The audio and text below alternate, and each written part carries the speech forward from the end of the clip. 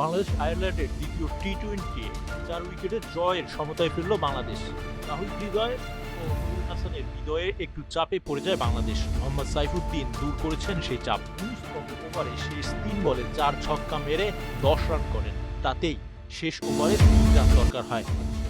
Jos লিটারের করা ওই ওভারে চতুর্থ বলে 4 মেরে দলকে জয়ের বন্দরে নিয়ে যান মেহেদী হাসান। এর আগের ওভারে বলে আসে 2 রান। সাইফুদ্দিনের 7 বলে 17 ও মেহেদী 6 রান করে অপরাজিত রইলেন। 2 বলে 4 উইকেট হাতে রেখেই জয় পায় বাংলাদেশ। এই জয়ের মাধ্যমেই সমতায় ফেলল বাংলাদেশ। তাতেই 2রা ডিসেম্বর তৃতীয় ম্যাচই হবে সিরিজ জয়ের ফাইনাল ম্যাচ। আজ রান তাড়ার শুরু থেকে ব্যাট করছিল বাংলাদেশ।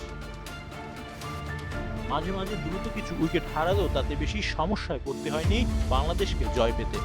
37 বলে 57 রান করে দলকে জয়ের সামনে থেকে নেতৃত্ব দিয়েছেন লিটন দাস। ওপেনার পারভেজ হোসেন ও চারে নামা সাইফ হাসানও ভালো সঙ্গ দিয়েছেন অধিনায়ককে।